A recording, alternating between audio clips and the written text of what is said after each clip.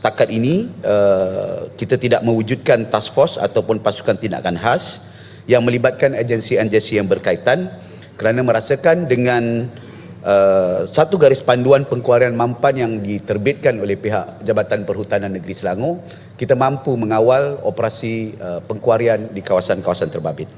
Setiap pemegang lesen kecil kuari disyaratkan untuk menyedia dan mendapatkan kelulusan di atas laporan penilaian impak alam sekitar ataupun EIA yang mengandungi aspek-aspek berkaitan kawalan kesan kepada alam sekitar.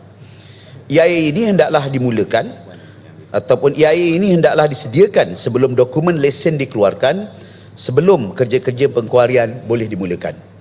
Semua syarat yang telah ditetapkan EIA hendaklah dipatuhi, terutamanya dalam menjaga kesejahteraan dan juga keharmonian penduduk. Selain itu, syarat-syarat tambahan lesen kuari juga mengandungi syarat yang menghendaki setiap pemegang lesen mematuhi syarat-syarat berkaitan pemeliharaan alam sekitar, pemeliharaan saliran, serta syarat-syarat yang berkuat kuasa oleh agensi-agensi teknikal berkaitan demi menjamin kesejahteraan dan keharmonian penduduk. Biasanya lazimnya EIA akan mengambil tempoh di antara 1 sehingga 2 tahun. Dan banyak masalah-masalah sebelum ini timbul akibat beberapa isu yang bukan hanya merujuk kepada isu-isu alam sekitar sahaja, tetapi juga merujuk kepada jalan keluar masuk, merujuk kepada laluan-laluan kenderaan berat tersebut yang mungkin mengganggu sehingga pengkuarian itu mengalami kelewatan dan proses-proses tertentu.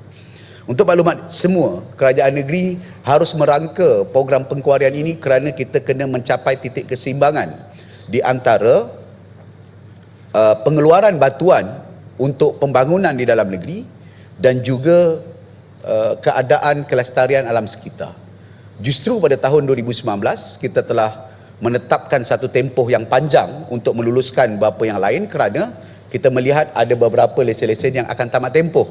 Apabila tamat tempoh, kita kalau tak perbaharui dengan satu tempoh yang dirancang, kita mungkin akan kehilangan bahan batuan dan ini akan meningkatkan kos pembangunan yang rancak di negeri Selangor.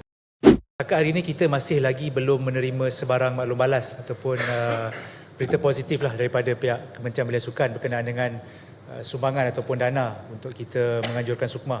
Oleh bagaimanapun dalam mesyuarat Jawatankuasa Tertinggi khas yang akan datang, kita akan bangkitkan lagi sekali tentang isu ini dan kita juga telah mula merancang untuk melaksanakan rasionalisasi ataupun penyelarasan dari segi peruntukan yang sebelum ini diumumkan oleh negeri sebanyak 100 juta ringgit.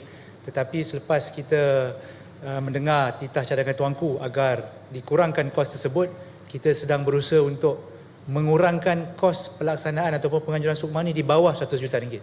Mungkin lebih bawah daripada itu lagi lah.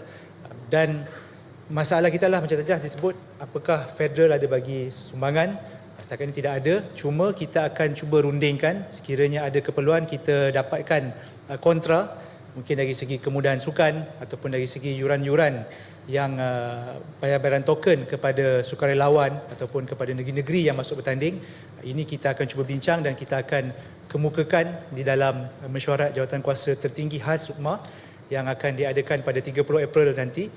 Maksudnya selepas 29 April, Menteri dan Exco akan dititah menghadap dan kita akan sembah maklum kepada tuanku. Kita pun nak dengar mungkin tuanku ada pandangan ataupun petua untuk kita bawa dalam mesyuarat nanti.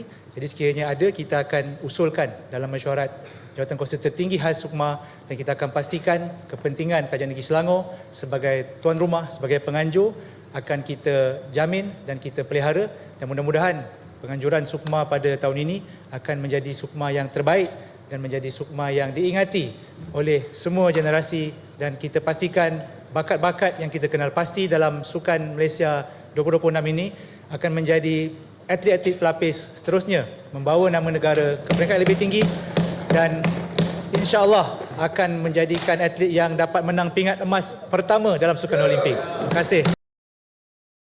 Kerajaan Negeri melalui JAIS akan mengemukakan kertas cadangan kenaikan around guru kafar dari RM1,500 kepada RM1,700 sebulan selaras dengan peningkatan kos sara hidup semasa pada bulan Mei ini. Justifikasi penyelarasan allowance guru kafar agar setimpal dengan beban tugas dan keadaan ekonomi semasa adalah seperti berikut. Pertama, waktu bertugas guru kafar adalah 5 jam sehari sahaja selama 5 hari seminggu. Kedua, lokasi bertugas guru kafar adalah berhampiran dengan alamat tempat tinggal guru. Ketiga, penyelarasan elaun guru kafar dapat menarik minat permohonan menjadi guru kafar dan dapat mengekalkan guru kafar di sekolah. Keempat, pada masa yang sama guru kafar boleh memohon pelbagai bantuan yang disediakan oleh kerajaan negeri, MAIS dan Lembaga Zakat Selangor. Tuanku pun telah bertitah untuk Sukma ni diteruskan kembali, dan saya kira ini ialah satu kelegaan lah, khususnya kepada para atlet dan juga preparation untuk kita punya atlet di seluruh negara untuk pastikan kita menang. Sukma ni bukan berkenaan kami, bukan berkenaan MB atau ESCO dan sebagainya atau VVIP. Sukma ni ialah berkenaan atlet. Jadi seharusnya kita beri keutamaan kepada mereka. Ada tak keperluan untuk kita buat program pembukaan? Saya rasa kalau anda kata itulah boleh menjimatkan, saya tak ada masalah untuk dibatalkan. Ada tak keperluan untuk membatalkan penutupan? Saya pun lihat itu bukan satu masalah yang sangat besar. Sebab akhirnya kita punya atlet ni keutamaan utama.